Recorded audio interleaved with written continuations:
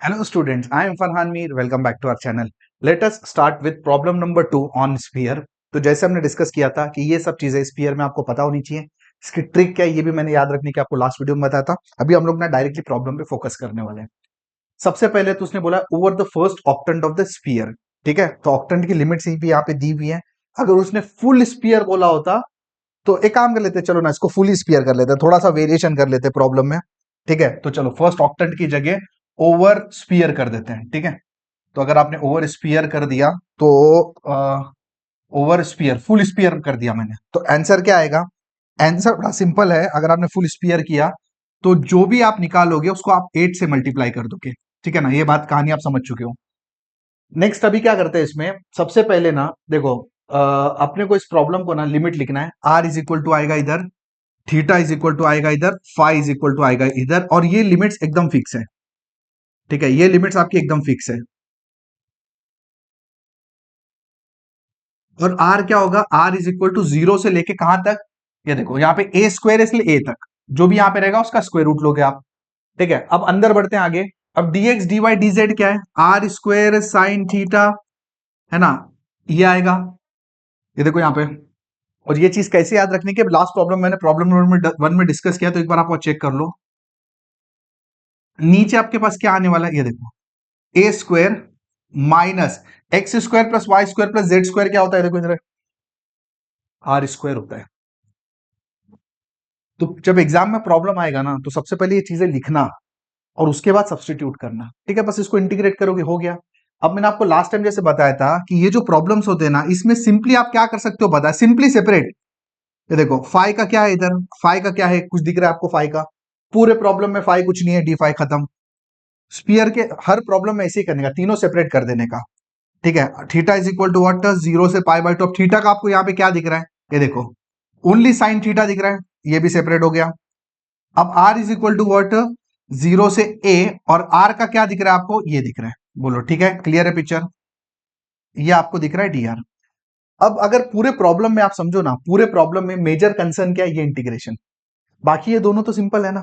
तो एक काम करते हैं ना, इसको साइड में सॉल्व कर लेते हैं, इसको उठा के, क्योंकि ये तो कुछ नहीं है ना कहानी। इसको साइड में ले लेते हैं। तो चलो साइड में ले लेते हैं ये इंटीग्रेशन को। तो क्या इंटीग्रेशन? देखो R is equal to 0 to A R square upon root of A square minus R square, and ये डी आर है। ठीक है, अभी देखो आइडियली अगर ये आर होता, क्या आर होता? आई होप समझ रहे हो, ऐसा एक प्रॉब्लम भी किया था। अगर ये आर होता तब प्रॉब्लम क्या बन जाता? वही जो अपन ने पहले फॉर्मूला यूज किया है, F dash X upon F X raise to N is what? F X raise to minus N plus one upon minus N plus one. But problem क्या है, मतलब ये फंक्शन का ऊपर डेरिवेटिव होता तो, बट यहां पे प्रॉब्लम क्या है, डेरिवेटिव नहीं है, ये ऐसा है, तो वो फॉर्मूला नहीं लगेगा। तो क्या लगेगा? तो यहां पे either you can go ahead with the substitution और you can go ahead with the beta function. कैसे बीटा?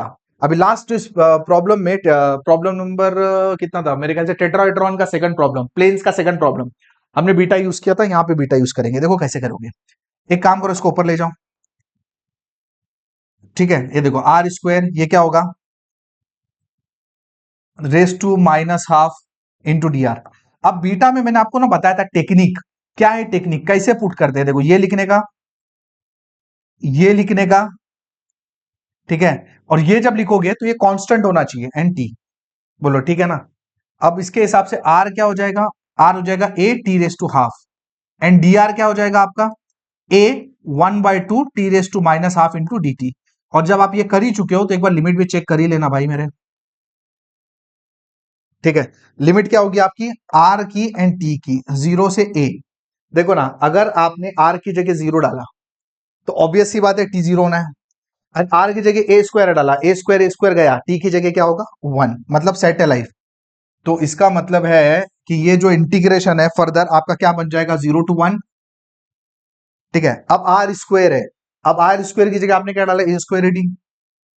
बस यही कहानी है। अगर बीटा समझ में आ गया तो कुछ नहीं है, बाकी तो दोनों सिंपल ही है ना? तो ये हो गया आपका ए स्क्वायर डी। अंदर क्या होगा?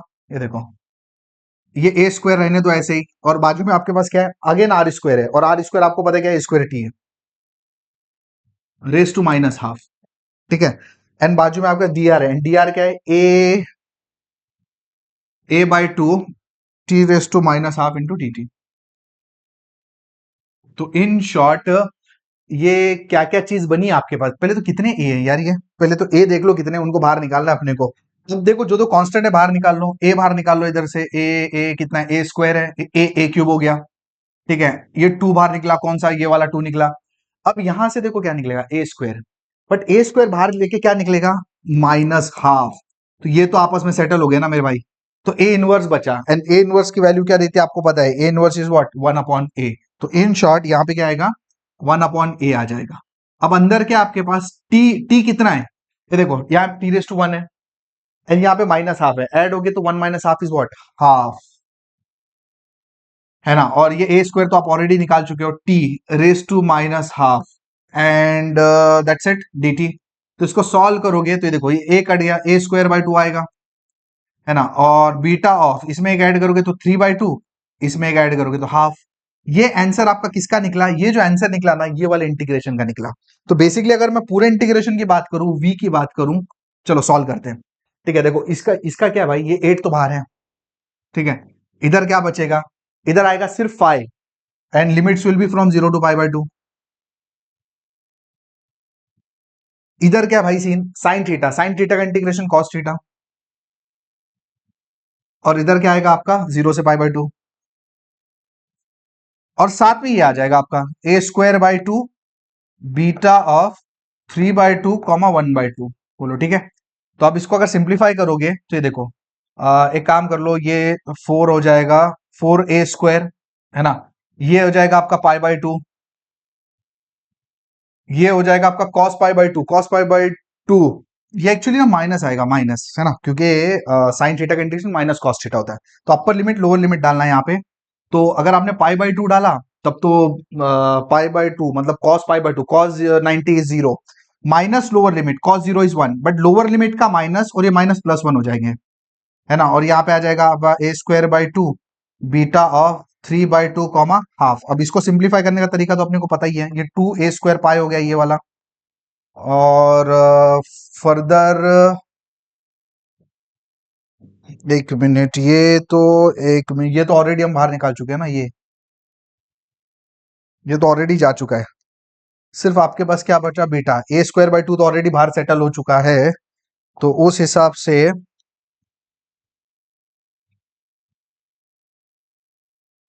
ये देखो, ये 8² 4a², तो ये π/2 है, कट हो गया, 2a² आया, 2a² पाई। And what is beta of this, gamma of first term into gamma of second term upon gamma of addition of both, मतलब गामा ऑफ 2 बेसिकली। ठीक है, तो ये क्या होगा, अगर इसको फर्दर सिंप्लीफाई करोगे तो ये देखो, ये 2a² पाई, ये gamma 3/2 half into root pi, into again this is root pi, and gamma of 2 is 1 factorial, तो वो तो लिखने की जरूरत नहीं है। तो इन शॉर्ट अगर इसको फर्दर सिंप्लीफाई करोगे, ये 2 गया, ये 2 गया, ये बेसिकली पाई है, pi into pi, pi square is the required solution of this particular problem. I hope आपको प्रॉब्लम समझ में आया होगा। डिफरेंस सिर्फ ये है ना, ये जो जिस तरीके से इंटीग्रेशन को हमने हैंडल किया है, बस वो एक है। बाकी तो प्रॉब्लम नॉर्मल है। आई होप प्रॉब्लम समझ में आ गया। अगर समझ में आ गया तो लाइक करो, वीडियो को शेयर करो, चैनल को सब्सक्राइब करो। Thank you for watching this video.